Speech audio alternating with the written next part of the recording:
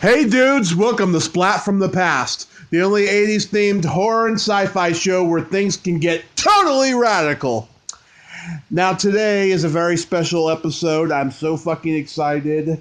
A big icon of my childhood will be on the show today. You may remember him as Flick, the kid who gets his tongue stuck to the pole in A Christmas Story, as well as masturbates in The Toy, and Dickie Cessna in Kidco, and I am talking about Scott Schwartz. Yes, Scotty Schwartz. Squatty fucking Schwartz is going to be on the show today.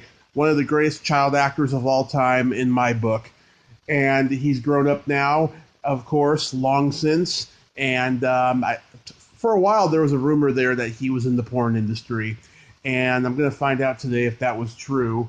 And also, legend has it, he was responsible for my very first guest on the show, Diane Franklin, for getting into the convention scene. And I'm going to ask him about that as well.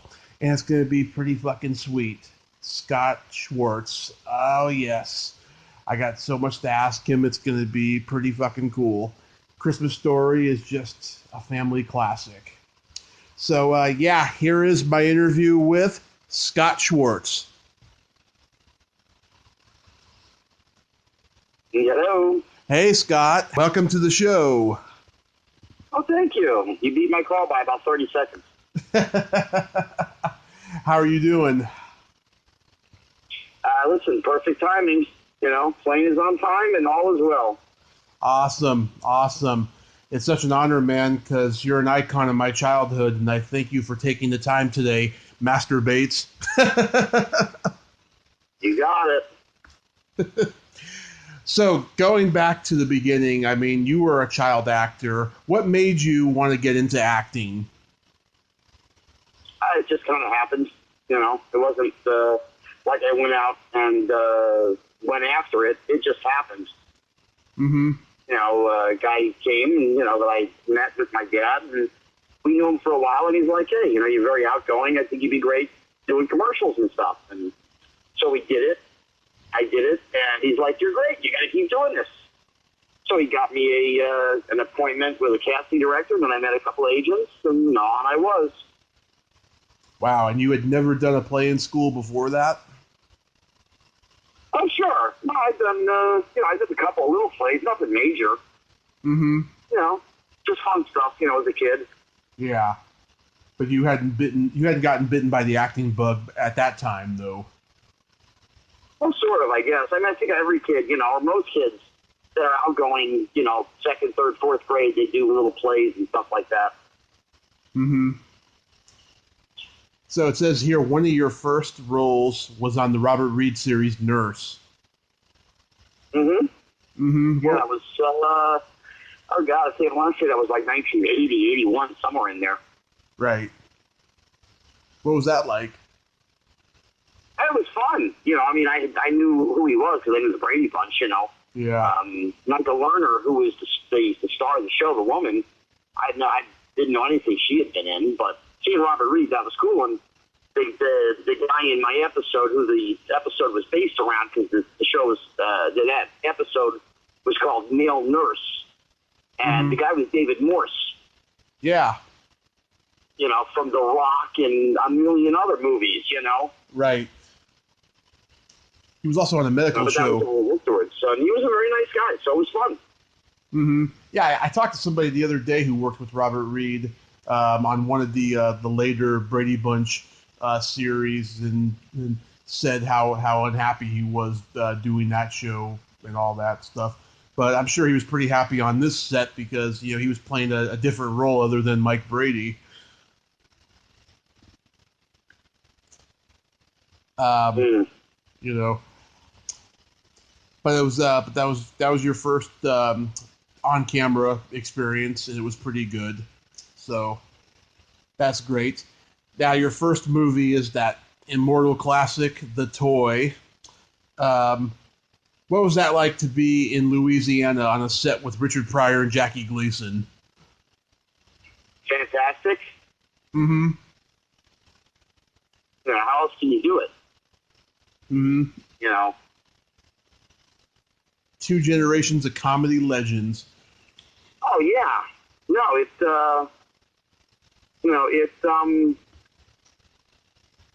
was I mean it's undescribable how cool they were to me and how nice they were to me and how they made it fun for me, and at the same time they gave me the full education. Mm-hmm.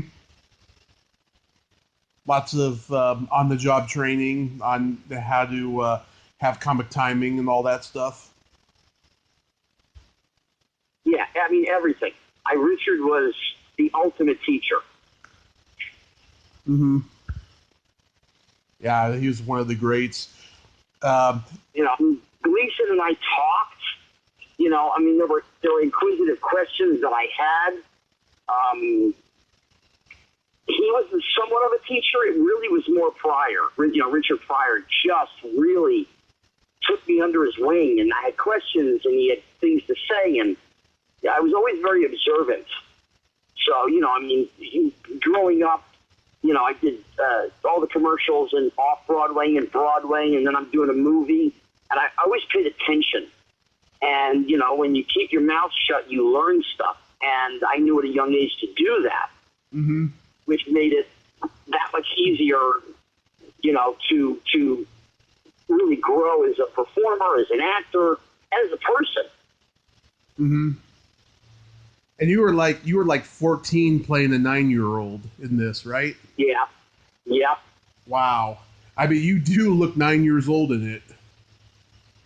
Listen, I always looked young. I mean, the off-Broadway show that I did, I was 11. The press release said I was 8 and I was playing 6. Oh. Off by 2 years. And then, I mean, I did the toy, and I mean, I was playing 9, 10, somewhere, 11, somewhere in there when I was older, and then, Christmas Story is, 9 months later, and I'm almost 15, mm-hmm. and I look 10. Yeah. I mean, you weren't like Gary Coleman or Emmanuel Lewis. Like, you don't have like a genetic disorder like they do. No, I was I just was a short kid. Listen, I had no choice. My dad's 5'4", my mom's 4'10". On her best day, she was 4'10". I was going nowhere. The NBA was not in my future plans. The fact that I could shoot better than half the guys in the NBA, that was irrelevant. Yeah. Oh my God. Yeah, I've always loved the movie because it's got this positive message in it, and Richard really shows a side of him that nobody else thought he even had, Yeah, I mean, he does busting loose with a whole bunch of kids. Right. There's a little bit of things in there, but I mean, this was a one-on-one situation where, for 4 months it was him and me. Mm-hmm. And, we started out, I met him before we started shooting, and he was a sweet guy, and he was really nice. And it just went from there, and his personality blended with my personality. A black guy from Peoria, Illinois, and a Jew from New Jersey, and it worked. Yeah, a couple of years after this, he did Brewster's Millions, which I think is his best role. I think he was really great. Oh, that movie was fun. Now he shot some of that in New York, of course, and he actually called me on a Sunday, and he's like, what are you doing this week? I said, well, I'm going to school, whatever, and I was actually going to school in New York at the time. Mm-hmm. For 4 years of high school, I went to school in Manhattan. And I said, yeah, I got to, I go to the city every day. I got to go to school. He goes, good, come over to the set. We're shooting over at the Plaza. And I'm like, really? That's like a bus ride. It's like a straight across bus ride on 57th Street from where I went to school. He's like, come on, bud, come hang out, meet John Candy. Okay. Oh, man, that must have been great to meet John Candy. Yeah. Listen, there is nothing like going to a set, and when they're like, can we help you? And you're like, yeah, I'm here to see Richard Pryor. And they're like, okay. I told them who I am, and they're like, okay. And they go get Richard. Somebody goes, grabs Richard, and he's like, yeah, where is he? Get him over here. And you get the absolute best treatment, care, love, respect. Nobody's like, hey, get the kid out of here. We got to work. Nope. I'm a professional on a set. Even though I'm not working, Right. I'm not being stupid. Yeah. Yeah. Oh my God. I mean, it's got such a great cast in it. I mean, Ned Beatty was great in it, and his name is Morehouse. There must have been an executive at Columbia named Morehouse, because there's a couple other Columbia movies in the '80s that has a character with that name. Yeah, there ought to be somebody. Yeah. The Teresa Ganzel, I reached out to her, and she'd be willing to do an interview and stuff when she has something coming out. So hopefully I'll get to do that in 2019. She is an absolute sweetheart of a woman. Mm-hmm. We'll talk to her. We're friends. Just a couple of years ago now, I was at a memorabilia show, and the guy finds something. He comes and he grabs me. He says, "You got to see this. I think you want to buy this." And I walked over, and it was the original costume designer's drawings of Teresa in the white outfit, the Fancy Bates outfit. Yeah. But it was the original drawings, not photos of her, but the actual drawings that the designer did. Yeah. And I bought them, and I called her, and I said, "We got to meet for coffee or lunch or something. I got something for you." And she's like, "Well, what is it?" I said, "I can't tell you." And I brought it, and we met up, and I gave it to her. I said, "Here, I think you should have this. This is yours. You should put this on your wall." And she took it out of the bag that I had it in. She's like, "Oh my God, where did you find this?" I said, "I found it. It's yours now. It should be yours." Wow. Yeah, that painting of her, and the bra comes off when you push the button. No, the whole thing comes up. Richard Donner has that. I gotta bug him. I gotta say, "Listen, Dick, you're old enough. I'm old enough now. When you don't want it anymore, I'll take it." I'd probably give it to Teresa anyway. I'd probably call Teresa and give it to her. Yeah. And Wilfred Hyde White, who played Barkley, what was he like? He was a sweet old man. He was just a sweet old man, and his son is in some of the films. And so, I mean, he sat, there and, had a cup of, he had a spot of tea, as they say in England. Yeah. And he loved his tea, and, I didn't talk to him a lot. Some, Mm-hmm. He was a great character actor for decades and decades and decades, but there was nothing iconic in there that I went, "Oh my God, I loved you in this," Mm-hmm. So, I mean, I got to talk to him a little bit, where before that, when I did Broadway, I did Frankenstein on Broadway, and the blind man, the old blind man, was John Carradine. Oh, wow. The father. Yeah. And I mean, I was a Frankenstein Dracula nut. So, I mean, the man's in the House of Dracula and the House of Frankenstein. It's like, oh my God. Mm-hmm. So I'm talking to him about Boris Karloff. It's like, oh my God. There's like a few of those people from that time frame that you just wanted to hear something about them. Al Jolson, Elvis Presley, Boris Karloff, Humphrey Bogart, those people. And he told me stuff about Karloff and how funny he was. And I'm going, the man was the Frankenstein monster, and he had a sense of humor. Go figure. Mm-hmm. Yeah, I found out that Karen Leslie Little, who played Frau Lane, she died about 10 years ago. Yeah. Yeah, when she lived in New York with her husband, and they had an Italian restaurant, and we went there for a couple of years after we shot the film. Mm-hmm. And then her husband got sick, and they closed the restaurant, and she's gone a while now. Again, just maybe it's sort of because I was a kid, but I think it was more my personality, and I love to smile and make jokes and have fun, and people like that you don't mind having around, as opposed to people who are just downers, just people, and I wasn't like that. Right. So, I mean, I kept in touch with a lot of people from the film, and I still see Richard Donner. He has lunch, once a week down in Beverly Hills with Mel Brooks and, a few other people. And every so often, I'll go down on a Friday and go sit and shoot the bull with him, and he's wonderful. Mm-hmm. He calls me Junior. My nickname for he just calls me Junior.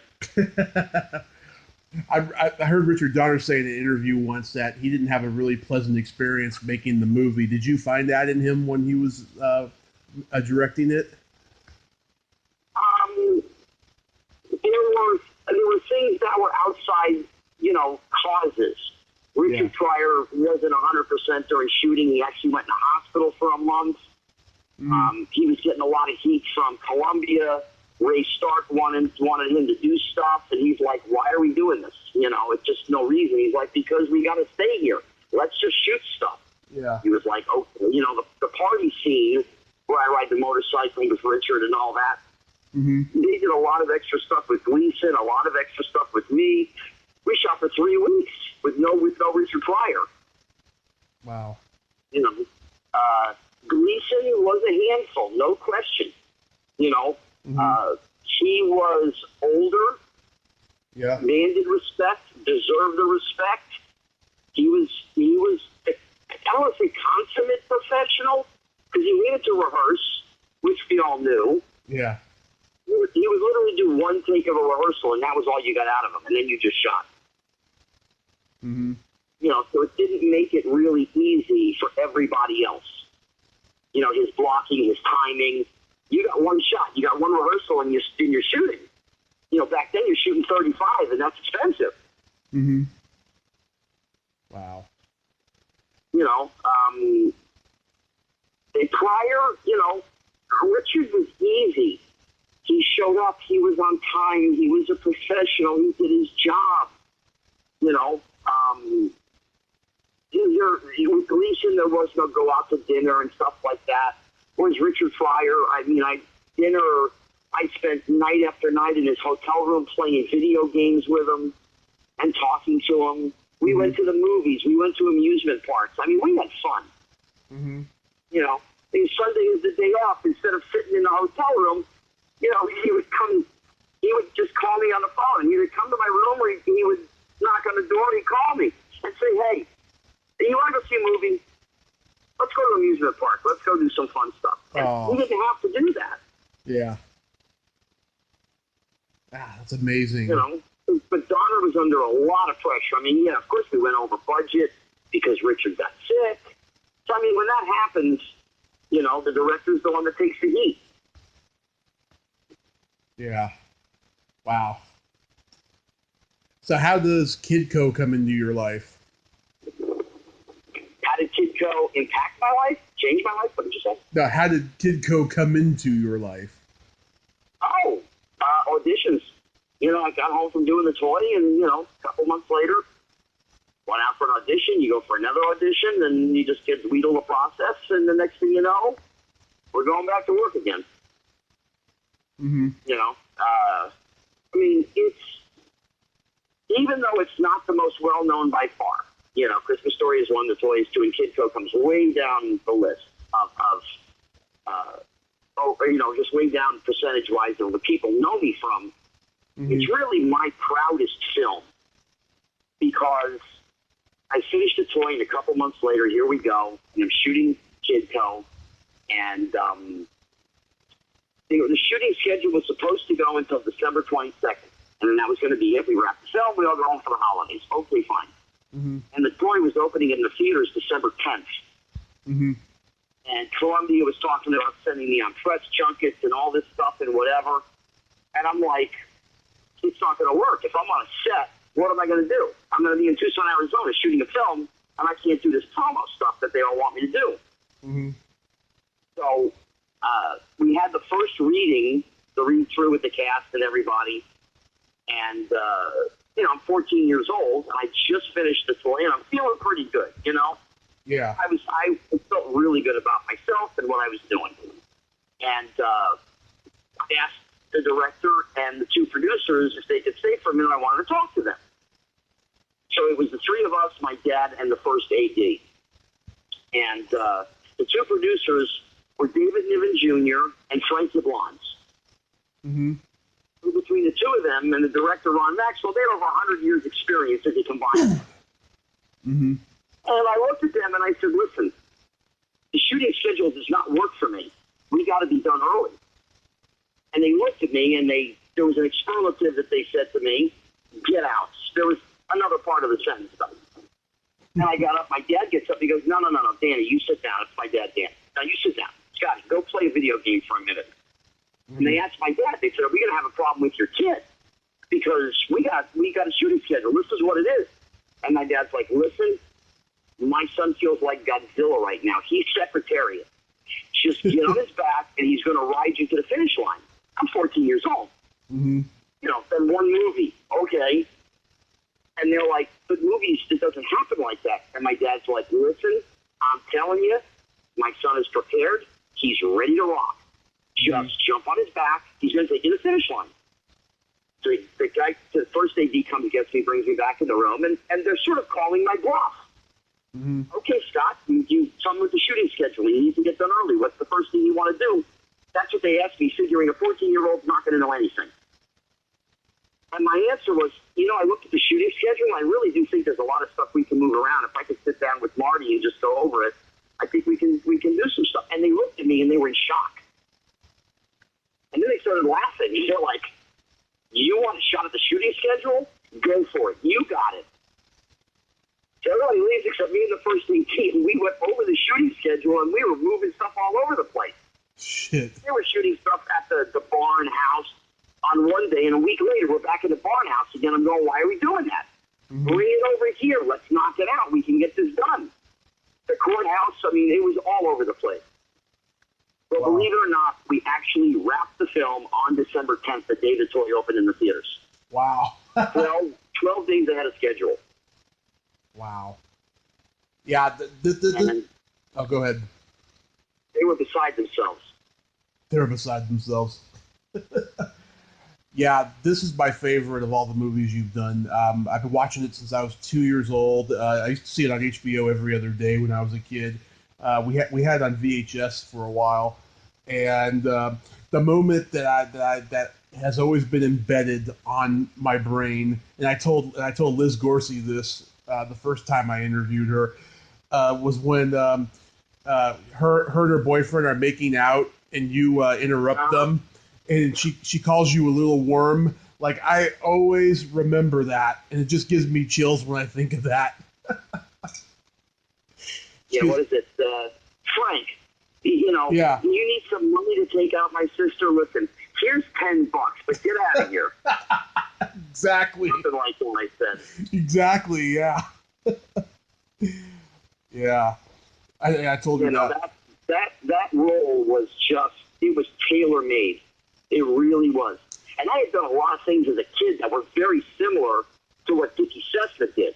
I had a golf course at the end of down the street from my house growing up, and I used to go in the woods and go find golf balls. And I put them in egg crates, and I had a big gallon jug of lemonade, and it was the furthest hole from the clubhouse. So guys would stop, and they'd spend 50 cents on a lemonade, and they'd buy a couple of golf balls for me at 50 cents a piece. Mm-hmm. It was like, when I read the script, I'm like, has somebody been following me? This is crazy. Yeah, It was just perfect. You met the real kids that the story was based on?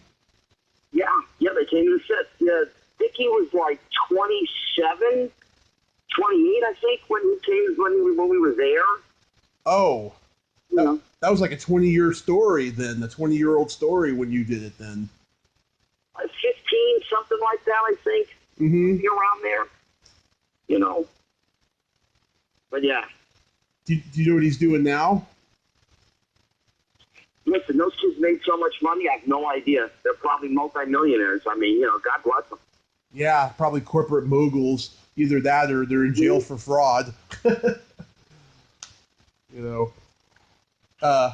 Yeah, you worked with a lot of great actors in this movie, too. You had Charles Hallahan, Vincent Schiavelli, Phil Rubenstein, Clifton James, Alan Rich.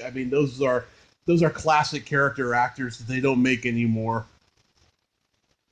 Yeah, Clifton James was fun because I would joke to him, about Superman and stuff, and he would laugh, and yeah. I actually did believe, I did Buford T. Justice for him, you know, as like the sheriff and Superman, and I was kind of mixing and matching. It was really funny. Alan Rich was wonderful. I saw him the last time, oh God, it's got to be 6-7 years ago now that I saw him. Mm-hmm. You know, Vincent I ran into a couple of times. You know, he's left us. Bill's left us. Yeah. Charlie's gone. Charlie was wonderful. Oh my God, the courtroom scene, and I had that long diatribe of whatever. And I kept getting stuck. I'm trying to study it, you know, in my room until midnight, you know, for a week, and I was getting stuck at this one point. And finally, I went down to Charlie's room and I knocked on the door at like 9:30 at night. And I said, "I need a favor." He's like, "What's up?" And I told him, you know, I'm getting stuck. He says, "Come on in. We can do this." And he worked me through it. And so by the time we got to that scene, they had 2 days of shooting booked for that courtroom scene. Mm-hmm. And literally, my call time was, I want to say it was like 8 o'clock in the morning or 7:30 was pickup, whatever it was. And I asked him to pick me up earlier, and I went to this location, to the courthouse, and I grabbed the camera guy, grabbed my coffee, grabbed the bagel, grabbed the camera guy. I said, let's walk this for pace. And I did it a couple times for him, and he was just walking with me. They hadn't laid the track down for the camera dolly yet. They hadn't done anything, but he had my pace down. Mm-hmm. By the time they got that done, you know, I was ready. And, you know, Ron Maxwell, you know, God bless him, he's like, okay, we'll take our time. We got plenty of time to do this. Blah, blah, you know, let's rehearse. And I said to him, I said, you know, Ron, I said, I think we're okay. Let's shoot the rehearsal. And it's a long scene. And he just kind of looked at me. He's like, okay. I said, I worked it out already with the camera guy. I couldn't tell you his name off the top of my head now. And literally, we were done with the scene by lunch, day one. We were supposed to work on that for almost 2 days. Wow. And they're like, okay, now what do we do? And I'm like, well, we got this scene upstairs in the courtroom, you know, waiting room. We can do that. Camera B can go outside and shoot the stuff from the rooftop to all the kids out in the parking lot. I mean, literally, that's what I did. Yeah. And he laughed. Ron is like, cool, let's do it, okay. I heard Ron Maxwell, I heard he likes to do a lot of takes. He's kind of the Stanley Kubrick of independent film. Is there any truth to that? You know, it may have been true in other things. Mm-hmm. In this particular case, and I have to take some of the credit because it was me. I mean, I had my stuff down, and I was ready to go. And I, you know,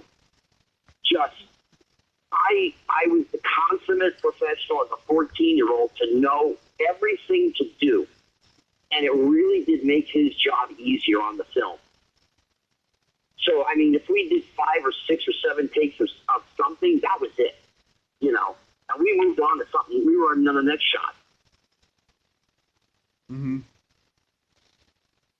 Now, we worked extremely well. He got me, I got him, let's go.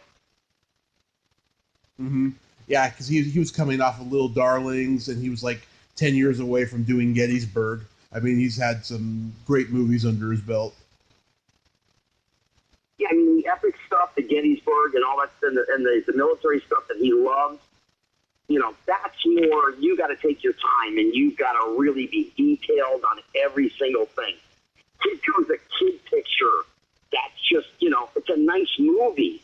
Yeah. But there's nothing, you know, there's no big, you know, fight scenes or anything. You know, there's no battles. You know, the biggest thing is all the kids being in the parking lot across the street and in front of the car and all of that stuff. When, you know, toward the end of the last scene of the film, you know. Yeah. Everything else is 4 or 5 people, 6 people. Okay, let's get it done. You know, courtroom scene was easy. Everybody just sits there. Okay. And now comes the classic A Christmas Story. Was this another audition situation for you? Easiest audition I ever had in my life. Ever. Really? I saw Bob Clark on like the 20th of December, something like that. Mm-hmm. And he'd seen the toy already. He knew I could do anything. Yeah. we had this idea, for Flick, and all he really wanted to do was meet me. So I go to the audition. It's me and him, and there's not even a camera guy shooting anything. The casting director's in there, the three of us. And he's talking to me. He's like, you know what? And it was 2:30. He's like, you know what? I didn't have lunch today. I really need a hot dog. Are you in the mood for a hot dog? We're in Manhattan, in New York. Sure. We walked out of the room. I said, Dad, Bob and I are going for a hot dog. You want to join us? Sure. We walked downstairs. We went and had a hot dog and a Pepsi.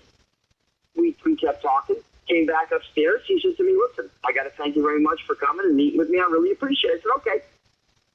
I'm 7 blocks from my agent's office. We walked up there. I walked in the door. She said, what did you do? I said, what do you mean? She said, Bob called 3 minutes ago. You got the movie already. I said, okay. Wow. That was it. That was it. Back in the day when that kind of shit happened. Wow. He was looking for regular kids. He didn't want kids that were programmed. He didn't want Hollywood kids. Mm-hmm. He wanted very natural kids. That's what he wanted. And he chose well. Not only in my case, but all the other kids too. Everybody's great. I'm sure you get this a million. I'm sure you've gotten this question a million times. Was that real frost on the pole? No. No. It's plastic with a little hole in it with a suction cup and a tube that went into the snow and a motor. And when they turned the motor on, it was like a small vacuum cleaner the size of your pinky nail, and it just held the tip of my tongue there. That was it. Oh, wow. Yeah, I heard Bob Clark. I've interviewed a lot of people who have worked with Bob Clark, and they told me that he was always like a mentor to them and very supportive of actors. He came off more like a friend than a director to a lot of people. Yes. Again, and I can speak for myself. Bob, honestly, almost no direction. Almost none. He just wanted Flick to be fun and natural, and that's how I did it. The infamous scene, the flagpole scene, the script says Flick sticks tongue to pole. That's it. And he said to me, listen, just come up with something. Just be in a panic. Come up with something. Okay. And it was me just ad-libbing and coming up with all the shit that I did, stuck, and all that, it might be, don't leave me, come back, don't leave me. I mean, that was hysterical, and he loved it. So, we did it, and I did it, and he loved it. He goes, give me more, give me bigger, just go crazy. Give me, okay. So I did. He goes, no, you were closer than me. Go back down to where you were before. Okay, so I did that. That was it. That's his whole direction. Shit. Who's the kid who keeps calling everybody a smartass? The kid that played Schwartz? Yeah. R.D. Robb. Uh-huh. Is he still around? Oh, sure. Yeah, no, R.D.'s around. He directed one of, I don't want to call it controversial, but he did a film, I think it was, I want to say 94, 95, I don't remember the date off the top of my head. Uh-huh. But the movie was called Dom's Plume. Huh. D-O-M-apostrophe-S Plume. Dom's Plume. And it had two of his buddies in the movie. And it was only like 65 or 70 minutes. Wow. And the two guys that he was buddies with were Leonardo DiCaprio and Tobey Maguire. Oh, shit. It's his movie. Uh-huh. And it wasn't going to get a theatrical release or, maybe video, whatever, and Leonardo takes off. And the plot, whatever it is, didn't fit into his narrative for what his people wanted his career to be. So they killed the movie. They basically blocked every theater in the United States from showing the film because they told them, if you show this movie, you will never have a Leonardo DiCaprio film in your theater ever again. Oh, man. And so it basically killed the film. Now it's over in Europe. No North America. No U.S., no Canada. There you go. Wow. You can't get it on video here. You can get it on PAL, the French DVD version, but it doesn't play on a U.S. machine. Oh, my God. Yeah, I'm having Teddy Moore. Arden is still around. Okay, cool. Yeah, I'm having Teddy Moore on the show tomorrow and stuff. I'm getting pretty excited about that. I reached out to Zach Ward And he said yes, but I haven't heard back on a date yet and stuff. He's shooting right now, so I know he's getting close to being done, but he's shooting something right now, so that's why I'm sure. Teddy's awesome. Again, I was the oldest of the kids, and I had experience, and so her and I chatted a lot. I was always the number one student. She always joked with me, and we've spoken many times over the years, and I've seen her, and she's just wonderful. When the Christmas Story Live was on television, and there's Jane Krakowski doing Miss Shields. Oh wow! And I was falling over laughing because it was just great. So I called Teddy, and I'm like, Teach, you never looked so good in your life. She said, no, but do I look great now? Look at me. That was so funny. Miss Shields, Jane Krakowski. It was great, and she's there are movies that people do, and you don't talk to nobody, you don't see anybody, and all that kind of stuff. And I was always very outgoing, and again, made people laugh and had fun. So I kept relationships with a lot of people that I worked with, and Teddy was one of them, and Bob was one of them. I miss Bob all the time. I used to go to dinner with Bob and see Bob, and what can you do? The fate went to hand.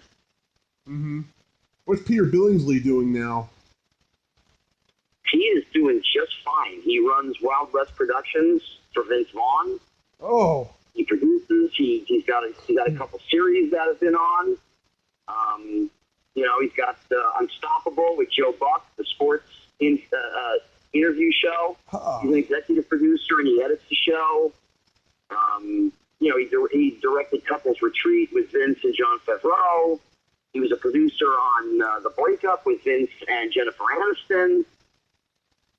Pete's done very well for himself. He's married, got a kid. It's beautiful. I just saw him on Monday night. They had a screening at the Academy of Motion Pictures out here in Beverly Hills, and Peter came, and a special guest showed up, Melinda Dillon, who I'd not seen in years. Yeah. Pete's doing terrific. Oh, that's great. I didn't know he was still in the industry. That's great. Oh, yeah. Wow. Are you just astounded that this movie continues to play 24 hours every year on TNT? If people didn't love it and they didn't watch it, the ratings wouldn't be there, and TBS and TNT wouldn't run it. But 50 million homes watch this thing every single year. If you watch, Christmas Eve, there's nothing that's new. There's no first run anything on any station because everybody knows people watch A Christmas Story. It dominates Christmas Eve and New Year's Day. You get your football games, but programming-wise, it's Christmas Story. It's a little movie that was never supposed to be any kind of a part of Americana. Yeah. It was a passion. It was a love fest for Bob Clark to do this. One man's vision and love for something turned out to be, something that turns into this pot of gold for TBS, and it's beloved, and it's now considered the number one Christmas film of all time, and that's crazy. Yeah, I remember. Yeah, I remember when I was a kid. I mean, when they started doing that every year. Yeah, I loved the movie, but I'm like, really? 24 hours? I mean, I would think they would do that to It's a Wonderful Life and White Christmas, Listen, there's been 3 films they've done this with. They did it with The Wizard of Oz. It was they did okay the first year. The second year, the ratings plummeted, and they took it off. It's a Wonderful Life, while people relate it to Christmas, if you watch the film, the only thing that's really Christmas is the last scene of the film. Where he's holding, Zuzu, Petals, the girl. That's the only real Christmas scene in the film. Yeah. Again, it worked the first year. It didn't work the second year. That was it. They try it with Christmas Story. It does okay. They put it on next year. The ratings go up. The third year, there's more. The fourth, it goes up. They had a cash cow in their hands. They had an absolute smash hit, no question. This is what's going to go on. You know, and this will be year 22 of the marathon. Yeah. Never happened in the history of television. Yeah. Oh my God. it's amazing. I mean, there's reasons for it. And they're simplistic. It's a relationship film between a father and a son. Right. You know, and how the relationship grows in the film, and of course the payoff is the BB gun at the end. Right. Then you've got everybody who's been born has one holiday that they remember as a kid where they got that certain thing that they wanted, that one gift, whatever it was. And they just never forget it. And when they see this, they go, oh my God, I remember I was 11 years old and my mom got me whatever. Mm-hmm. You know, it's a film that 30-year-olds want to show their 8-year-olds. At the same time, the 50-year-olds can also watch the movie because they can relate to Darren McGuffin and Melinda being a parent and a grandparent. You know, we've literally had fans from 5 to 85 that have, you know, met us, come up to us. We love it. This happened, that happened, you know. It's very simplistic and wide, you know, because it's just a lovable film. Yes, it sure is. It's a movie that's never going to die because it's that great. It holds up all these years later. The other night... Thank God it was shot in color. If they shot it in black and white, this generation wouldn't watch it. Yeah. You know, this generation will never watch It's a Wonderful Life because most of the films are black and white. I think they converted it to color, but it doesn't look all that good, so they never show that version. Yeah. Yeah. Oh my God, that's true. The other night, I watched one of your lesser-known later movies, Raiders of the Living Dead. Oh, hilarious. Yeah. Oh my God, how the hell did you get involved in that movie? When I was a youngster, when I was a member of this film club in New York with my dad, I was the only kid there. It was for older people, anywhere from, I think the youngest guy there was like 27 up through people in their 60s and 70s. And we would watch movies on Saturday nights.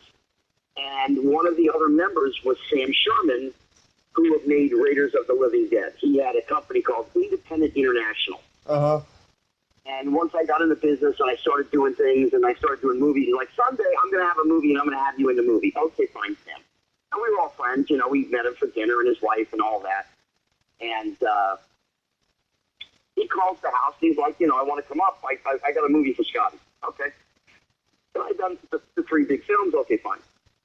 And he comes with the script for Raiders of the Living Dead. And I'm like, this is hysterical. A kid makes a laser gun out of a VHS machine that kills zombies. That is just fun. Mm-hmm. Well, okay. Now I get the backstory. Sam had bought 45 minutes of zombie footage from somebody. He had to figure out what to do with it. And he wrote Raiders of the Living Dead around the 45 minutes of zombie footage. Mm-hmm. You know, and he gets Johansson to play the grandmother. You know, and she's in The Mummy in 1932. You know, she plays the grandma. And Bob, the cat, oh my God. The guy who plays my grandfather. Oh my God, his last, I remember Zeta's name, and I can't think of Bob's last name now. The cowboy star from the 50s, and he plays, you know, my grandfather, the one with the VHS machine that comes fix it. Oh, let's see. Robert Allen? Bob Allen, thank you. Yeah. Bob Allen. He played Grandpa. I mean, listen, we shot for all of, I think it was like 17 days. That was the whole shooting. Mm-hmm. You know, and it was fun. You know, actually, I just reconnected on Facebook with the girl in the movie. Corey Burton was her name. Yeah. And she's married now with a couple of kids and lives in Jersey. I'm actually going to see her within a week. I'll see her for the first time since we did the movie. Nice. You know, I asked her, I said, do you have any Raiders of the Living Dead posters? She's like, I think my mom's got one somewhere, and I might have some. I said, are you sure you have them? I said, because I got a bunch of posters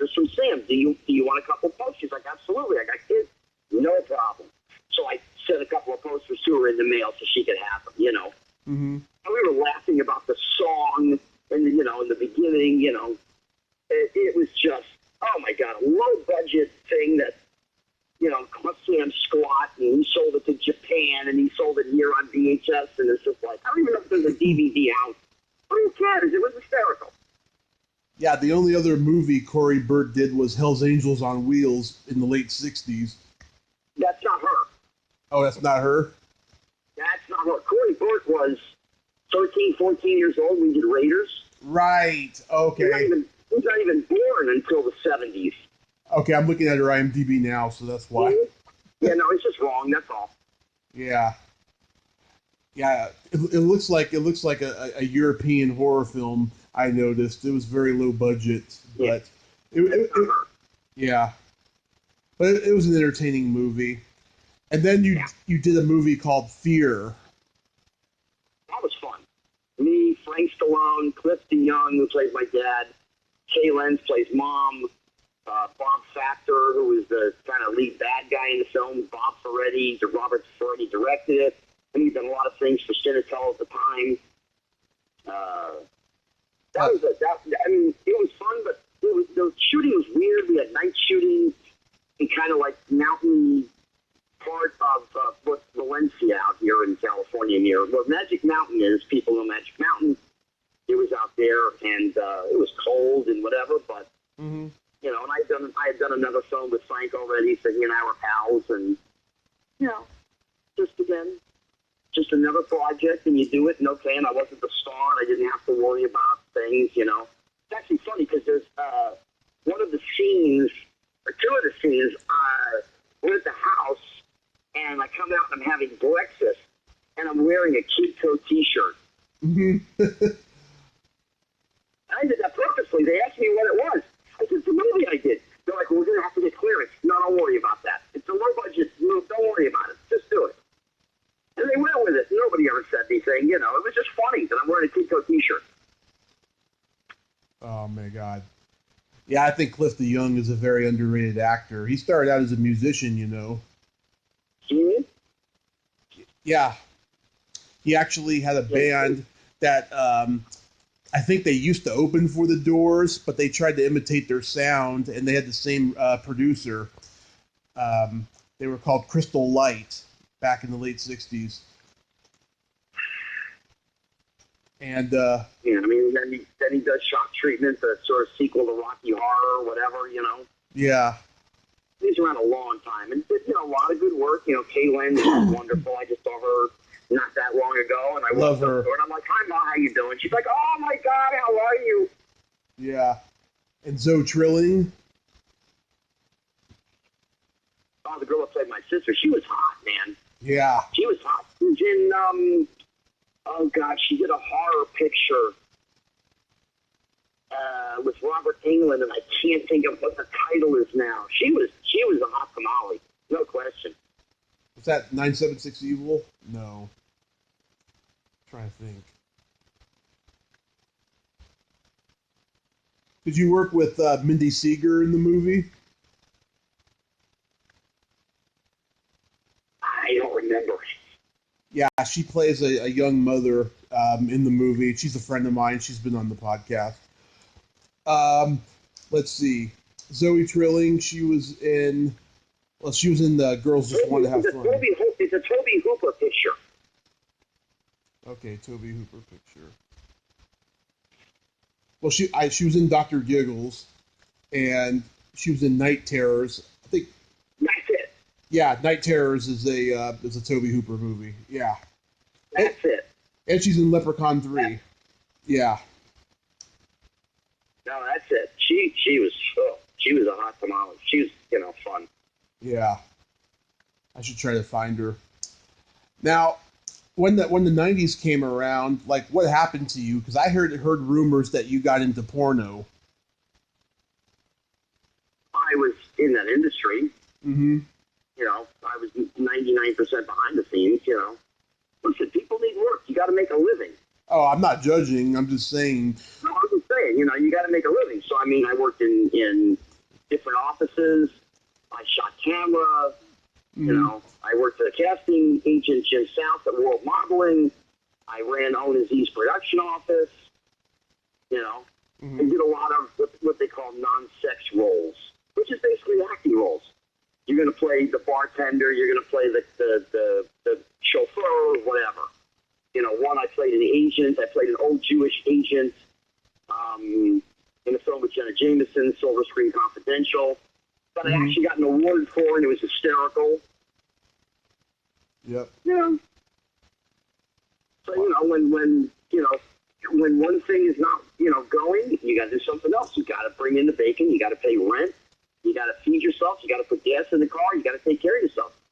And, the people in that industry were more than willing to open their arms and say, hey, can you do this? Great. You're going to work. Thank you. Mm-hmm. So how long did you do that for? A decade. Again, but it wasn't like something solidly that was going to be a career. It was just, you just keep working, and if an audition came or something, I went on the audition. You get something, you get something. You don't, you don't. Mm-hmm. But you tried looking for real acting jobs during that time, did you? Well, yeah. I mean, I always had representation, and you go and you try, and that's all you can do. Being an actor is the worst job in the world. It really is. Yeah. You can be the greatest actor on planet Earth. Doesn't matter if the guy's looking for somebody who's 5'6" and you're 5'2", and you're finished. It's all over. Yeah. They're looking for a brunette with black eyes. Great. I'm a blonde with hazel eyes. Nope, that's out. Mm-hmm. I went up for a show, a series, and the two stars, one was 5'8", the other guy was 6'1", and I'm 5'2". And they're like, we think you're great. We just don't know how to make this funny. And I'm like, seriously? Really? I didn't get the show. Then they hired somebody, and he wasn't funny. Mm-hmm. Both stars of the show actually called me because they wanted me for the show. I knew both of them. And I'm like, listen, if the guy's not funny, and you want to make a change, you call me at midnight. I'll be there at 6 o'clock in the morning. Hand me a script. We can start shooting at 10 a.m. I don't care. Mm-hmm. It just didn't work. It didn't work out. Okay. But, acting is horrible. That's why 99% of actors, or 99.5%, are out of work. Mm-hmm. Absolutely. And it was, you become a waiter, would you like fries with that? Yeah. I worked at the Comedy Store. I was a doorman at the Comedy Store for 18 months. Really? Absolutely. And I was there in the era. I couldn't have tagged it any better. I was there from the beginning of 88 until the middle of 88 through the beginning of 90. So, 5 days a week, I saw Jim Carrey, right, Yakov Smirnoff, Sam Kinison, Andrew Dice Clay, Argus Hamilton, Finest Henderson, Roger Bear, Steve Pearl, Eddie Murphy would come in, Arsenio, Steve Pearl, right. Stephen Pearl is one of the, I didn't say his name because people don't know who he is, but funniest guy ever. He is one of the top 5 funniest humans I've ever met on planet Earth. Yeah. Ever. So this actually happened this past week. Okay. I'm on a flight from Chicago back to Los Angeles. Mm-hmm. And I got bumped up to first class because I fly so much, whatever. Yeah. And the flight attendant comes over and says, unfortunately, somebody in the back, somewhere in the middle of the plane, has a peanut allergy. And therefore, we can't serve peanuts to anybody on the plane. Mm-hmm. I'm like, really? Because I'm just thinking, it's not about me. It's just about how does one person dictate to 159 people what they can eat? What if there's an 8-year-old who wants to have a Reese's peanut butter cup and he can't do it now? Yeah. So it was great. So I put that on my Facebook. I said, it's not about the one person. It's about how does one person dictate 159 people. Yeah. So Stephen Pearl's response was, he was on a flight one time, and one of the passengers had an issue with height. What do you call it? Oh, God. What do you call it? Starts with a Z. Z. Oh, you mean what's He's it called? afraid of heights. One of the customers is afraid of heights, Mm-hmm. So we taxied all the way from LAX to JFK, but by the time we got to Kansas, the guy was really boring. Wow. I mean, that's a Stephen Troll special. It's just like he comes up with stuff every single day. Yeah. He's a comedic genius. He seemed not to be like somebody like mainstream enough that somebody would put him on television, but if they did, oh my God. Yeah. That guy's one of the funniest human beings I've ever met. He's the greatest. You know, I've had a pretty dark year, and when I had him on the podcast a few months ago, oh my God, I hadn't laughed this hard all year long. I'll tell you, he is just great. Oh my God, when you were a doorman at the Comedy Store, was Mark Maron still there? No. Okay, he had just left then. Okay. So I want to ask you this. Is it true Diane Franklin does conventions now because of you? Yes. Yes. She's a dear friend. She's been on the podcast 4 times. She was my very first guest, as a matter of fact. And I just love her dearly. And so are you like booking people for conventions now? I have. Mm-hmm. I still do. I mean, there's so many shows and there's so much going on. There's only so much time that I have, and I got my own stuff and whatever. So, I mean, there's a lot of people that I've, gotten into doing it. I said, listen, go get handled by this person. They will book you 10 times more than me, They're friends. I want them to succeed. I want them to make money. That's the whole point of doing it. They can pay their bills, Mm-hmm.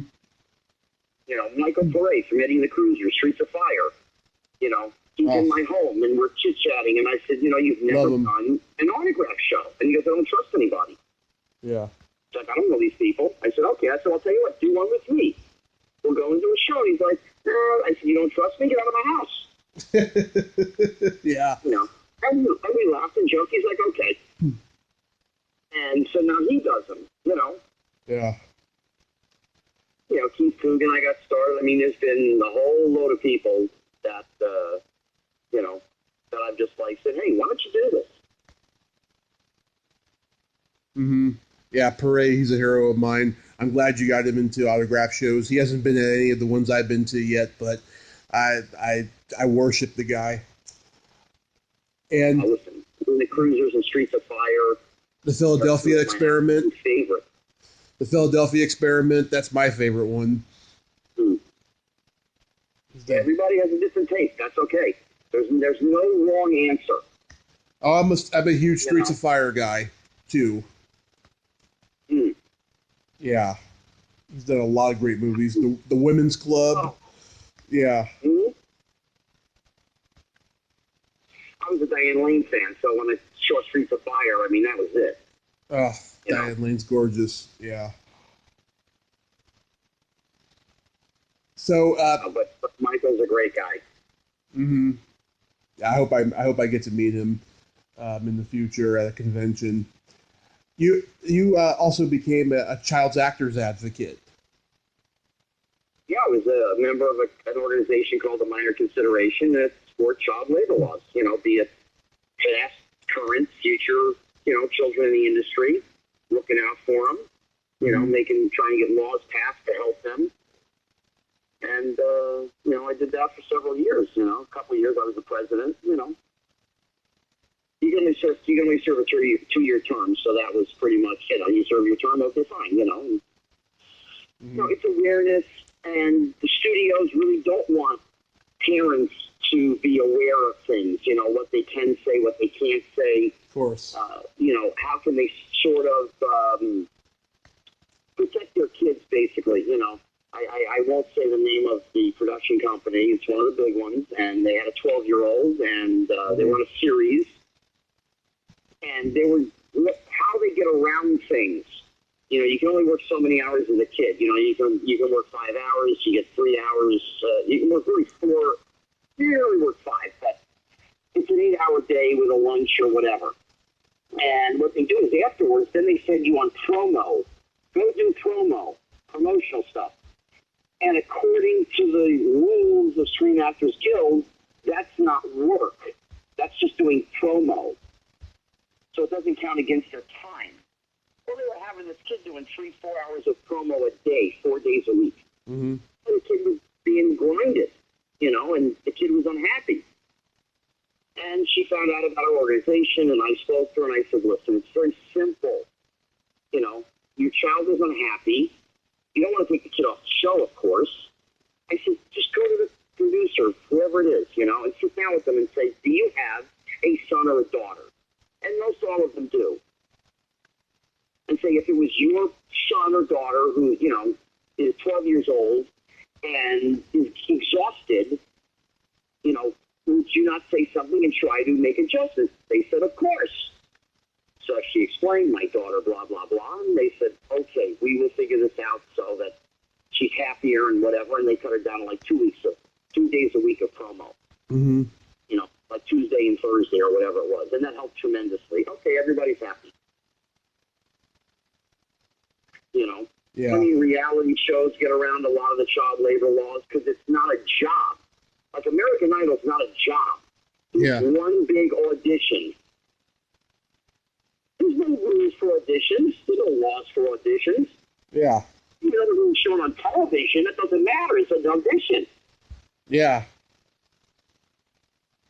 So if they have, if they got a 16-year-old, a 15-year-old, they're going to work them 13, 14, 15 hours a day. That's what they do. That's their job. The kid gets tired. They don't care. Oh, you're unhappy? All right, we'll cut you from the show. That's it. Mm-hmm. So it's focused more on the child labor laws and not the child's pay like Coogan's Law is. Well, that's part of it as well. We're trying, or they're trying, they're still trying, I'm not there, but to get it changed from 15 or 15 or 20%, whatever it is, to like 25% of the kids' money gets put into the Coogan account. Mm-hmm. People hear numbers, but a kid's on a series and, he's going to get, $200,000 this year from this show. Well, that's great. He doesn't come home with $200,000. He's got an uncle that he never gets to meet, but he has to send him money, Uncle Sam. They got a cousin that they never get to meet. It's the state of California. Then it's the agent, the PR person, other expenses. By the time it's all said and done, it's really like 30% of the money maybe you're left with. Maybe. And you're supposed to put, whatever it is, 15 or 20%. I think it's 15%. Could be 20, I don't remember. Mm-hmm. In the Coogan account, we're trying to get that up to 25. They're trying to do that. Yeah. When you were at the height of your child acting, were you ever almost on a full-time series? No, I wasn't a California kid. I was a New Yorker. Mm-hmm. And it was just sort of different back then. They didn't shoot nearly as much in New York. And they really didn't like to bring kids from New York to L.A. for series because it cost money to do that. Right. The kids coming from New York with their parents, well, now it's, we've got a minimum, back then it was a 2-year run. Okay, fine. Listen, why is my child paying, why do we have to pay for an apartment? Mm-hmm. That should be a part of the deal. So that costs money. Then you got to move stuff out here. That's part of the deal. They don't like to do that. So I never did a series at all, or got close to a series when I was a kid. The closest thing I got, I'd moved out here already, and I did a pilot for a show called TV 101. It's like 1990, 1991. Mm-hmm. And there were 9 kids on the show, and I was the only one who had any real experience. The 2 stars of the show were Matt LeBlanc and Terry Polo. Mm-hmm. From the Fokker movies, Meet the Fockers and all that. She plays, what's his name's wife. Yeah, Martha Fokker. And, So the show got picked up. I'd done the pilot. The show got picked up, and they called me up. I go to production, and they're like, listen, we got 9 kids on the show. We're going to cut a couple of the kids, and you're making triple scale, and everybody else is making scale, so we're going to cut you. there you go. That's messed up. Yeah. But that's just economics, and that's, that's showbiz. That's showbiz. It ain't friends. It ain't, friend biz. It's showbiz. Yeah. So do you act at all these days? Sure. People call me up, absolutely. Mm-hmm. I've done a couple things here and there over the years. People call me up. Okay. It's one of those things where, now it's going to be a fan. Somebody in the business who's a fan that wants to put me in something. Right. And that's what it'll take again. And it's like, okay, it happens, great. It doesn't happen, okay. My life is okay. I live, I work every day like everybody else, and I pay my bills, and, you have a little bit of notoriety, and that's fine, and you get something wonderful. I can go back to work tomorrow. Don't worry about it. What time you need me down there? Okay, I'll be in Columbia. What time? Or, Warner Brothers on the lot or whatever. Mm-hmm. You go to work. If not, then it is what it is. You just keep going. I've done enough other things, along my journey that has prepared me for almost anything, I did carpeting, worked for a while with a guy, jackhammer for everything you can think of, even low budget stuff. Right. Non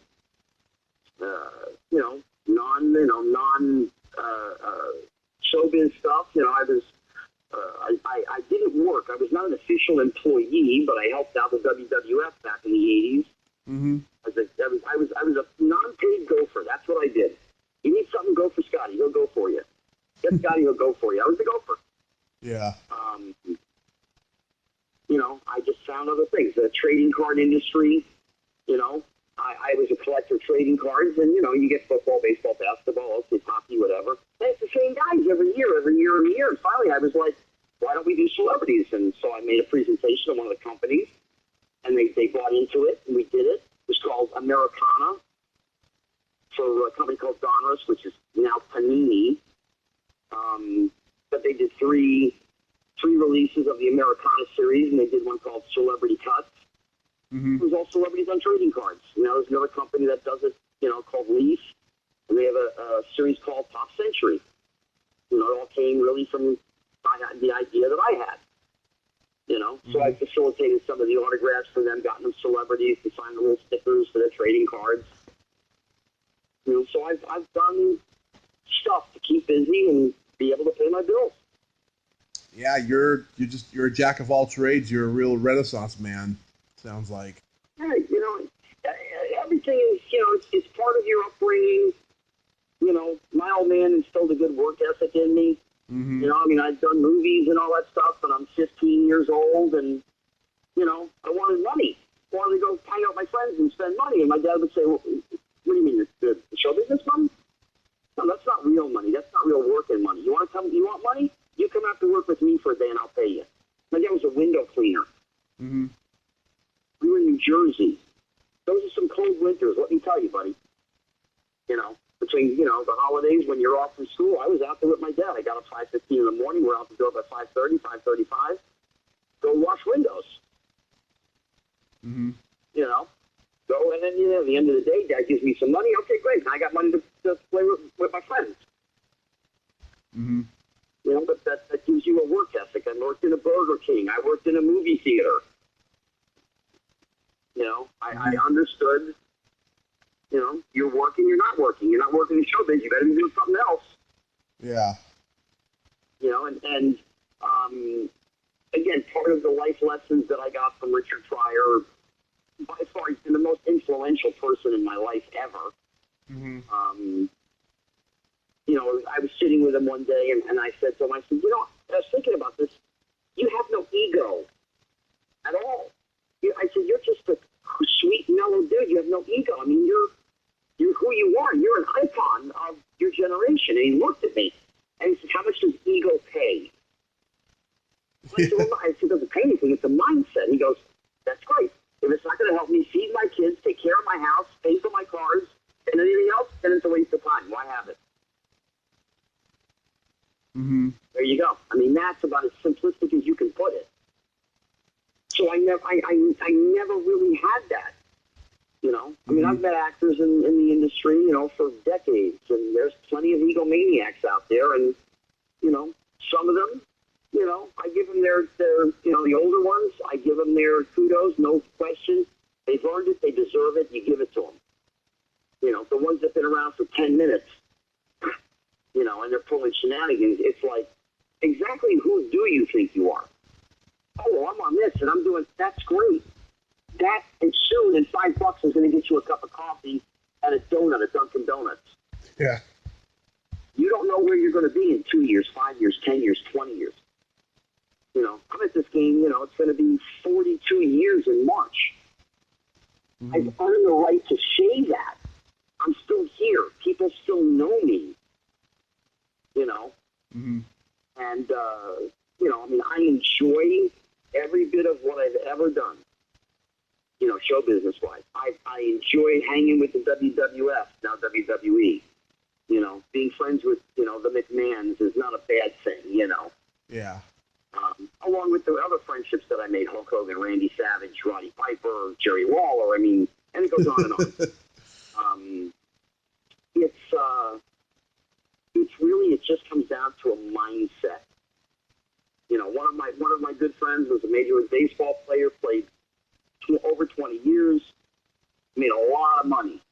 And from time to time, you know, even when he and I were talking or we'd be sitting having dinner or whatever, you know, that the ego thing would kind of drip out. You know, I would just sense it. I tell him, don't pull that with me. I don't want to hear that shit. I don't care. No, you don't do that with me. I've been around longer than you, dude. I don't want to hear that. And he'd laugh. But he understood.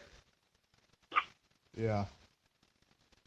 Well, at least you didn't go down, you know, the bad path like so many child actors did. Yet you've kept a good shoulder on your good head on your shoulders, at least. You know. Again, and I've said it before. I'm gonna say it again. It's Richard, and I know that sounds crazy, but here's a man that took me under his wing at 13, 14 years old and said to me, "Anything you have a question in life about, call me. Drugs, booze, women, whatever it is. You got a question, call me. I've done it." I had a teacher. I had a muse. I had somebody that I could rely on for anything. You know? Yeah. So, I mean, you know, what happens when you do cocaine? What happens when you drink too much? What happens when you this? And I would ask him, and he would tell me. No filter. This was the most non-politically correct human I've ever met. Yeah. But at the same time, he was a teacher. So it's not about a word or two that he says. That's irrelevant. It's what he's trying to explain to you and teach you. And it was just never my thing, man. Never into drugs, never a boozer. You know, people laugh. We go place or whatever, they're going to have a drink. Nah. I'll have a glass of white Zin. And everybody laughs at me because I like white Zin. That's what I like. I don't need to get drunk. Yeah. You know, I want to relax. I have a glass of white Zin. Okay. You know, I mean, have I had drinks in my life? Sure. Have I gotten drunk? Sure, a couple times. It's less than the fingers on my hand. On one hand, I've been drunk my whole life. You know, but a lot of it was just instilled. There are paths you should take and paths you shouldn't take. If you know if you take the path to the right and it's going to hit you, the end of it is a brick wall. Why would you go down that road? Yeah.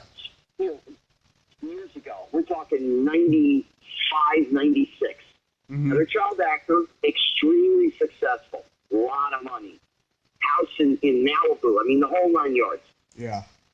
And I'd known him since we were 14 years old. When you know somebody since they're a teenager and now they're in their 30s, you can say anything to them. Right.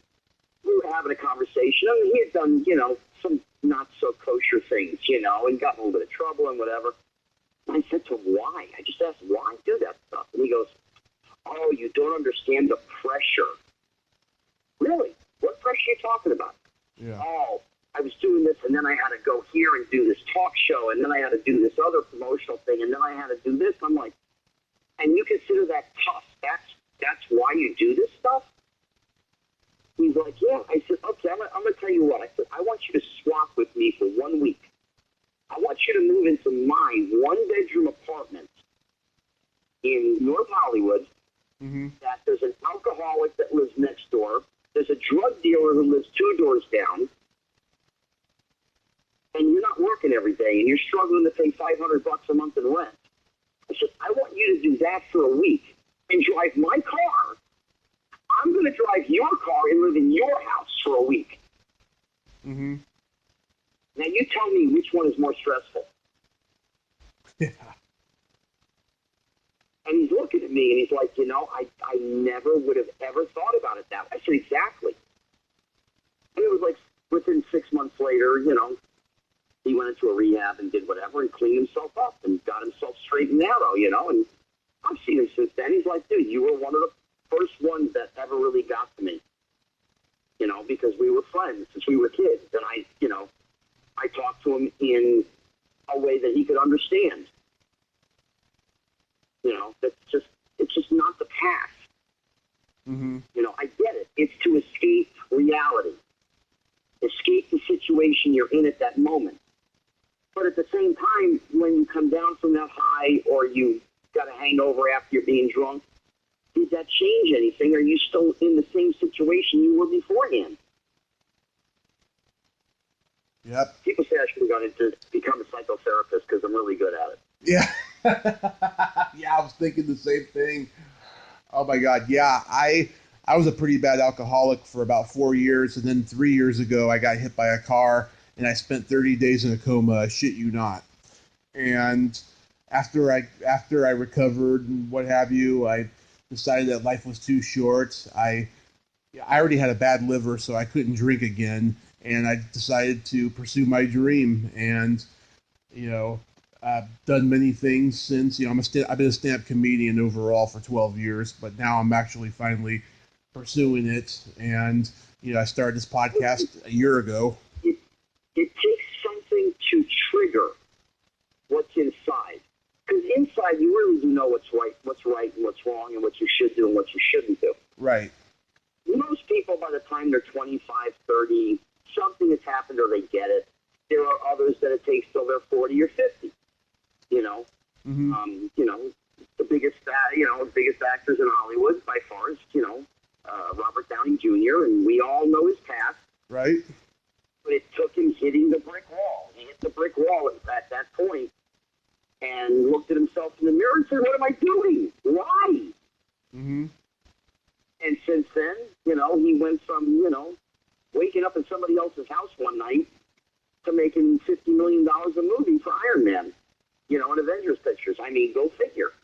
Yep. That was his path, And, everybody is different, and you said something that strikes to home. There's no question. Life is short.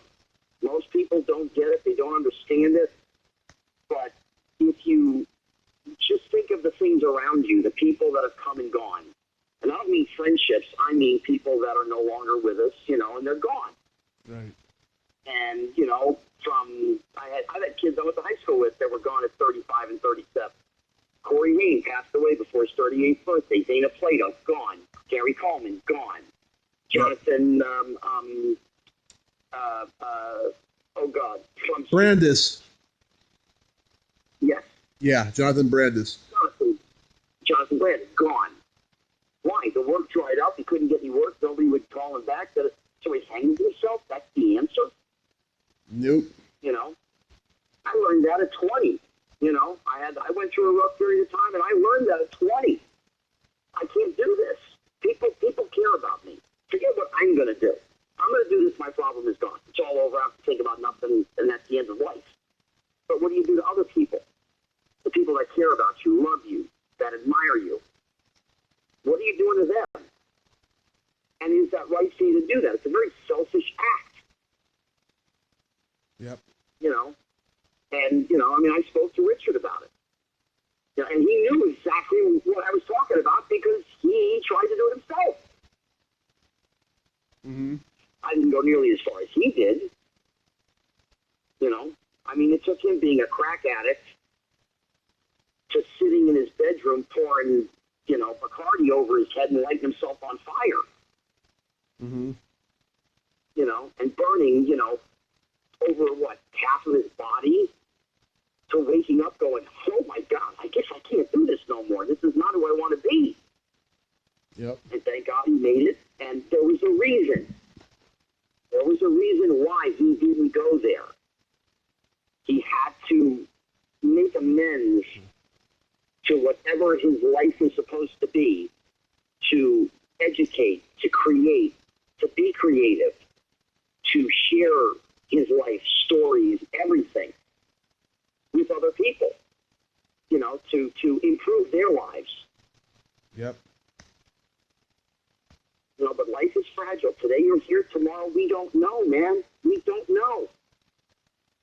You know, Corey Haim was here one day, he's gone the next, you know. Bob Clark is here one day, he's gone the next.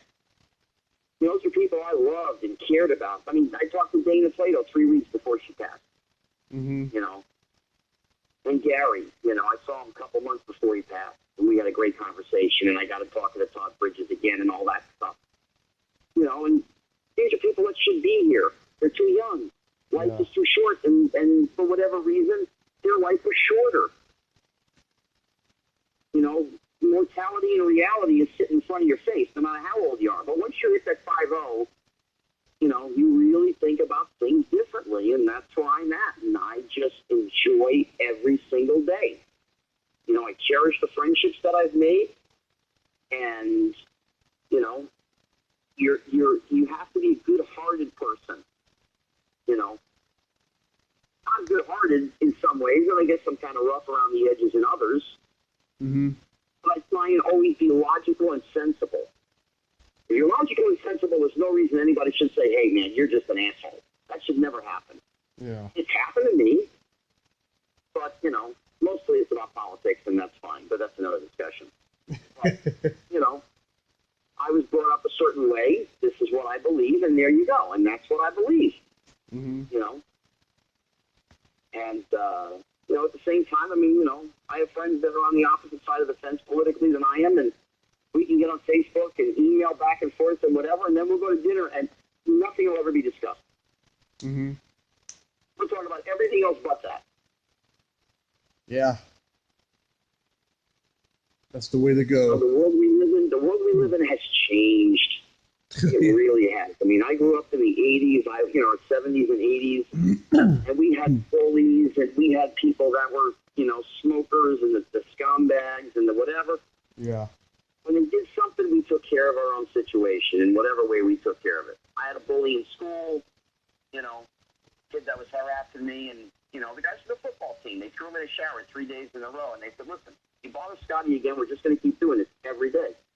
You're just going to end up in the shower, in the gym with all your clothes on. Mm-hmm. That's how you handled it back then. Now it's, oh, I need a safe space, and oh, he bullied me, and oh my God, and there's lawsuits and all. Come on.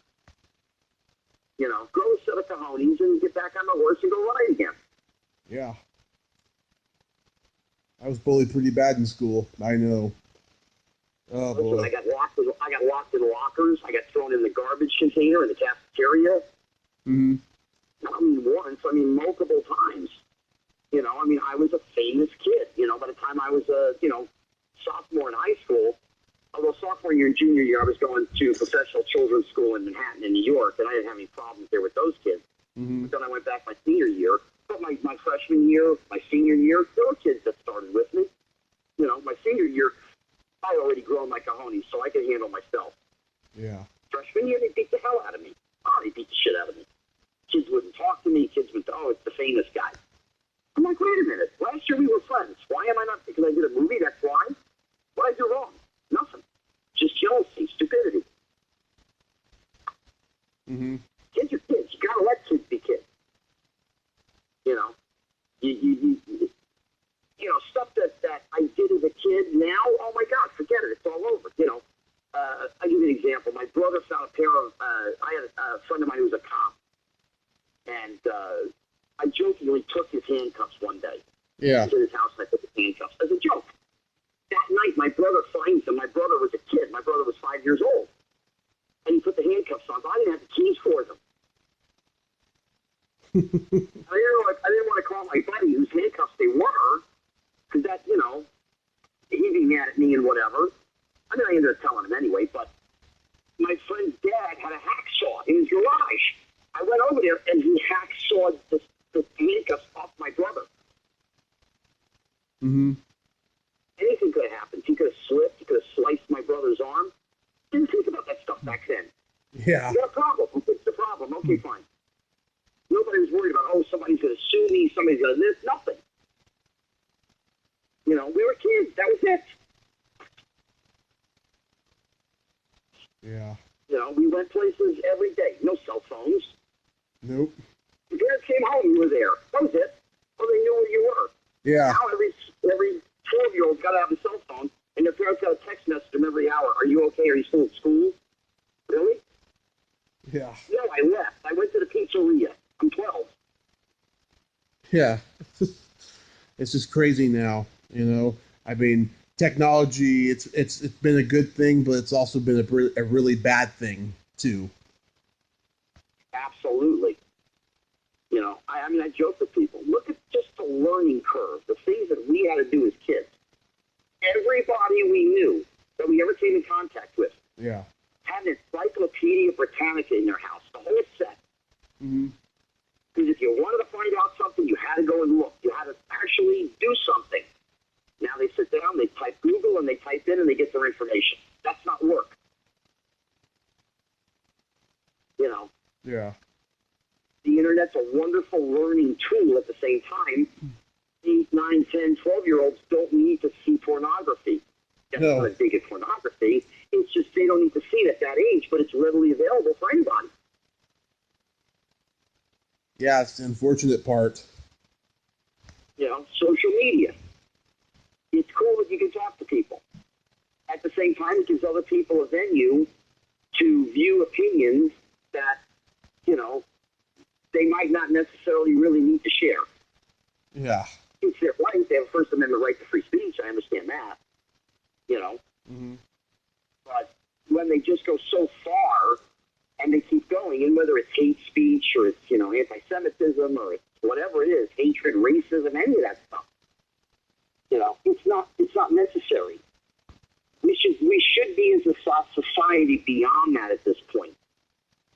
Unfortunately, you know, we also have the same technology brought cable and satellite television into our homes. Mm-hmm. So now you have 800 stations that people have to fill up with content. And we created reality television. Yeah. Which is the worst garbage that the good Lord ever let be created. Oh, thank you. Because it's Yes. just garbage. It just fills the minds of people with nothing. Yeah. Is there educational things? Sure. Listen, you want to see a documentary about whatever? Watch the Learning Channel. Watch the History Channel. That's great stuff. But to watch, you know, House Flippers, the Jersey Shore, the Kardashians, it's garbage. Yeah. So the education of the nation as a whole has gone down. Everybody wants now today instant gratification, and I want to be like them. No. No, you don't want to be like them. You know, the influences of today that we see everywhere. You know, I don't want to mention any names other than the ones I did, but I mean, Yeah. the rappers and all this crap and the stuff you see on TMZ is 90% crap and garbage. But these are not the people to look up to. Nope. You want to look up to somebody, and I don't care what race, creed, color you are, it doesn't make any difference. You ready? Yeah. You want to look up to somebody? Quincy Jones, Yes. Stevie Wonder, Smokey Robinson, Ray Charles. You know, I go on, and, you know, these are people that, Steven Spielberg, Ron Howard, they had 20, 30, 40, 15 years in an industry that just chews you up and spits you out. Yep. They're here. They've held themselves accountable and in a very well upstanding way to educate, to help, create, entertain, without offending anybody. Yeah. You know, there are movie makers, there are music makers. There's almost, there's movie makers here and there. There are some, and there are some really good films that, okay, but half the stuff is just, it's garbage. And music, 90% of it's garbage. I don't want to say the words that are in most of the rap songs now, all that are words. It's like, why? I don't understand.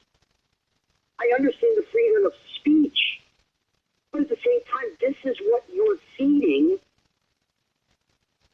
to the kids of America. Forget the adults that listen to this stuff. Yeah. This is what you're feeding the 12 and 13 and 14 and 15-year-olds. Tell me where this is a positive influence on them. You can't, because it's garbage. The mentality of this nation is in the toilet. Donald Trump, whether you're on either side of the fence, doesn't make any difference. He says make America great again, and that means different things to different people. Mm-hmm. I look at it as, go back to maybe a little bit simpler time, when if you said something to somebody and they didn't like it, you could have a debate on it and you could move on. Everything wasn't racist. Everything wasn't hatred. Mm-hmm. I mean, really? Baby, It's Cold Outside from 1949 is now a song about date rape? Yeah. Really? Stupid shit, yeah. I mean, come on. The stuff that they put out there, I don't even know half of the people, Cardi B or whatever the hell her name is, and I've seen the lyrics to the songs. And I'm like, this is okay, but Baby, It's Cold Outside is not okay? Really? Yeah. Instant Christmas Story is a racist film now because there's not enough people of color or ethnicity, and of course, the Chinese restaurant is far, rah, rah, rah, rah, and you're making fun of the Asians. I'm going, oh my God, it's from the 40s. The film is based on the 40s. This is what reality is. Mm-hmm. It's not meant to insult or harm anybody. You have the exploitation pictures of the 70s, Superfly and all that kind of stuff. Yep. Roy Brooks, Blazing Saddles. There it is. I mean, it's cut and dry. It's there. The opening scene, they're dropping the N-bombs. Nobody walked out of the theater. Mm-hmm. Nobody said, oh my God, Richard Pryor wrote a third of the damn thing. You can't make that movie today. Yeah. Is it meant to hurt anybody, or is it just entertainment based on the time when the film is supposed to be about and what was said and what was done? Mm-hmm. Yeah.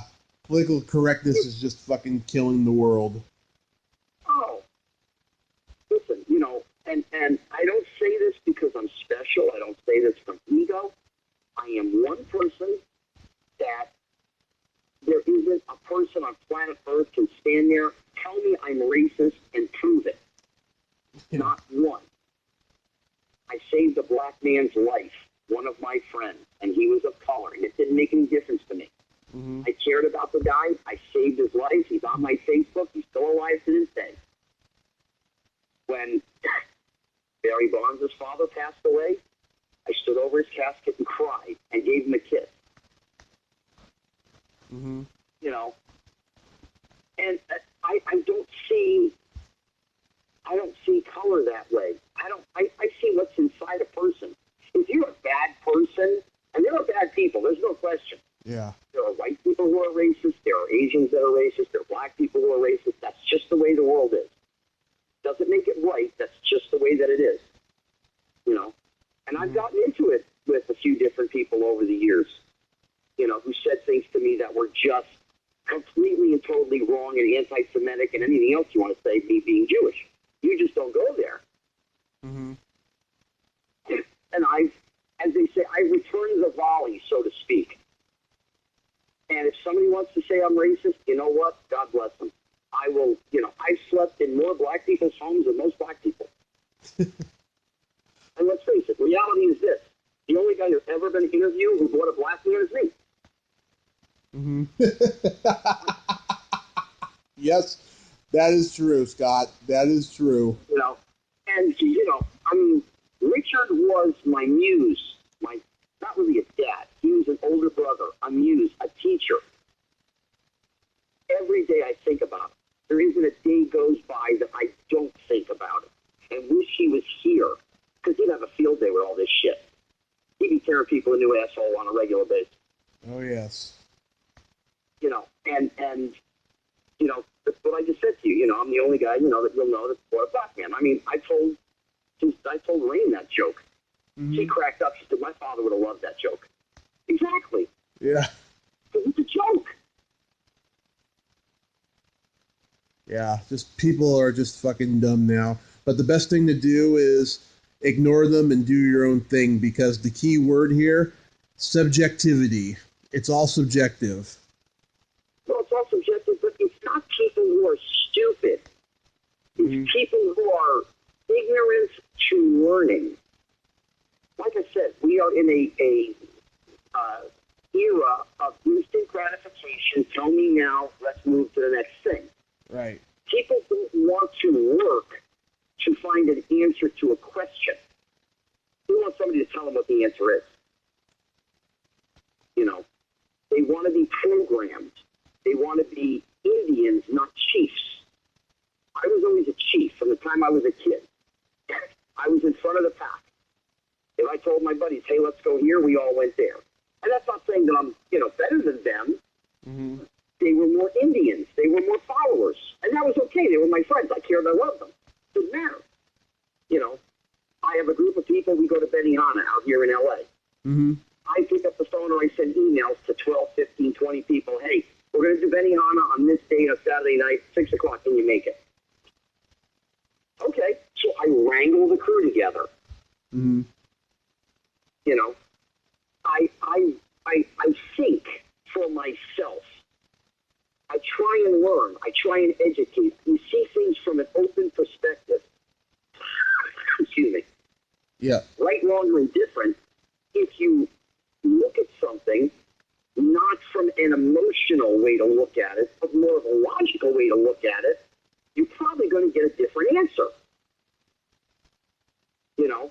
Mm-hmm. Don't prejudge. Look at the situation. Look at what's happening. And say, okay, this is a logical reason why. This is the illogical reason why.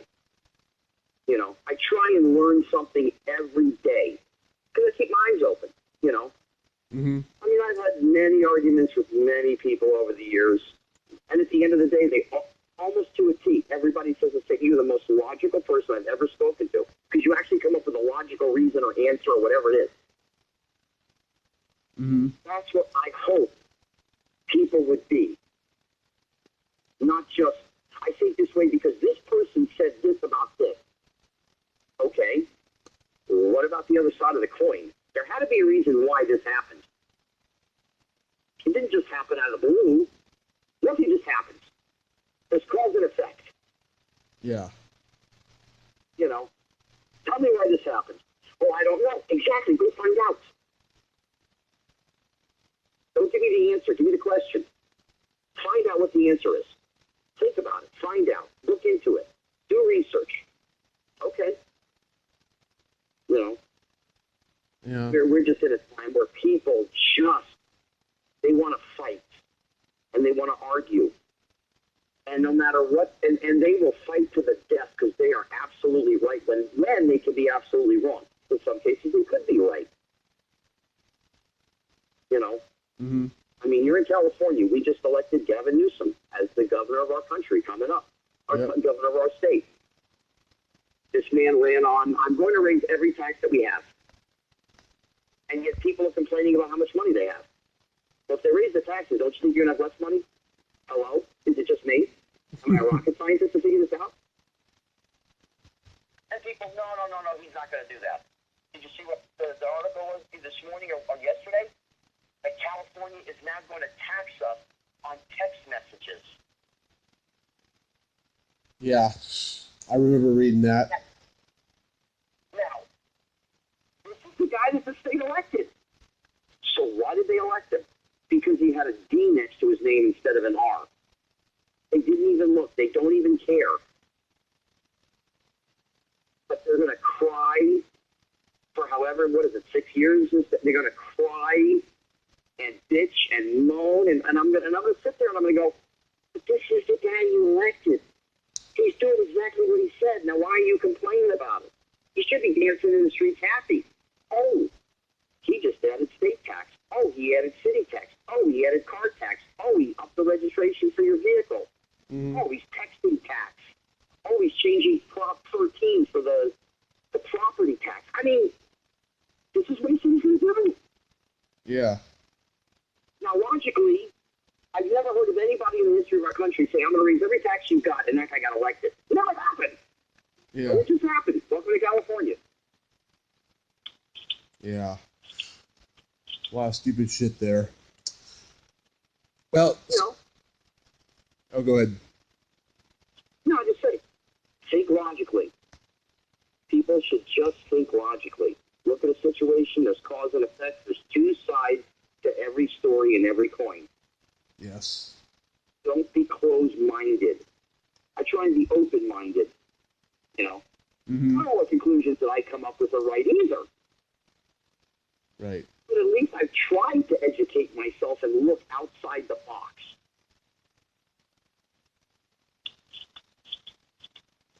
Very well said, Scott.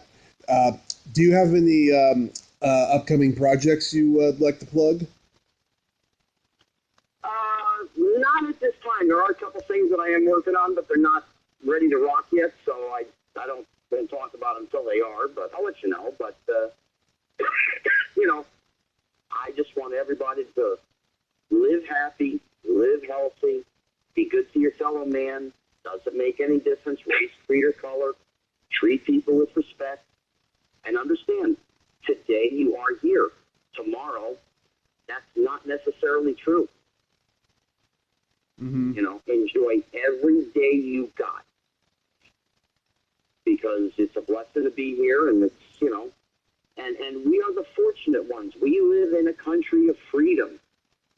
We don't live in the Venezuelas or, Iran, Iraq, Syria, Russia, Yugoslavia. We live in a country of freedom. Yeah, we pay for it, but we live in it.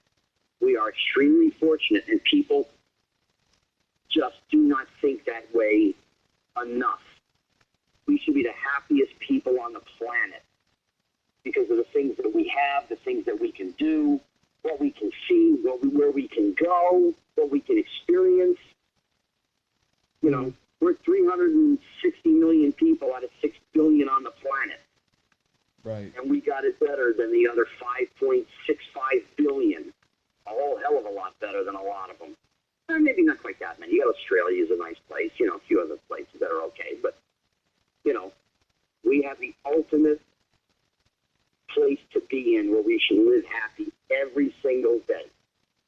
And yet you have people in misery and their lives are tortured because of whatever's going on.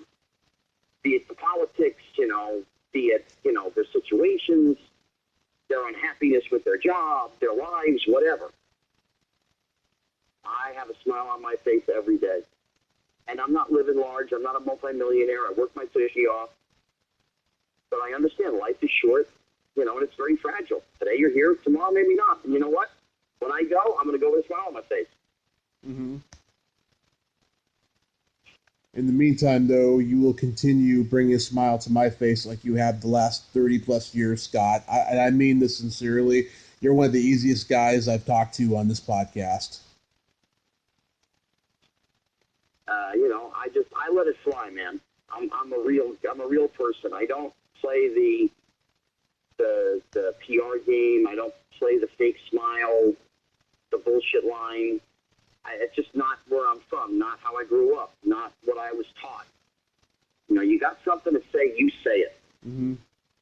There are things I didn't say here, but that's because, I don't need to blast away 4-letter words. It just doesn't make any sense. Mm-hmm. But, I cherish the life that I have, that I've had, that I live. I got doggies that I absolutely adore and love. you know, I only wish everybody could be happier, with their lives, in their lives. It's a deep thing to think about, the misery and the just ultimate nonsense that we go through on a daily basis and what we see on television and the mass media and all this crap. Mm-hmm. And I just go, you know what? Since really most of it doesn't affect my life or my friends or my family, you know what? Charity starts at home. And caring about people starts at home. More people need to understand that. We're more worried about 5,000 people trying to get over the border than we worry about our own veterans that serve and protect our nation. Mm-hmm. Those are the guys you take care of first. People want to come here, I got no problem with that. You want to take care of them when you get here, I got no problem with that. Take care of our own first. If people think I'm a horrible person for that, then so be it. I'll take that. How did the president say it? I'll take that. That's mine. I'll take responsibility for what I said. Mm-hmm. I believe in helping people. I believe in taking care of things, being a good person, and I wish everybody would. So I'll wrap this up by saying I hope everybody has a happy and a healthy holiday. Merry Christmas, Happy Hanukkah to Jewish folks from a couple weeks ago, like me. Kwanzaa, New Year's, bring in 2019 with a smile and just keep on going. And Scott, I hope I meet you at a signing in 2019. That would be so great. This was so awesome. I thank you for your time today. Merry Christmas and Happy New Year. You got it. All right. Have a great day. Thanks. You too. Take care. Okay. Bye-bye. Bye-bye. Well, there you have it. Scott Schwartz. Ain't he a cool dude? Thank you so much, Scott. You are a very insightful, intelligent, thoughtful man. And I'm so glad that you've got a great head on your shoulders. You have a better head on your shoulders than any other child actor. And I just feel so honored that you took the time today. This was just one of the greatest girls of my life. If you like this video, everyone, please subscribe to my YouTube channel. Add me as a friend on Facebook. Join my Tommy Kovac comedian page on Facebook. Follow me on Twitter and Instagram and all that fun stuff. Well, that's all the time we have this week on Splat from the Past. Until next time, this is Tommy Throwback Kovac saying, there's no shame in living in the past because the present sucks. Later, dudes.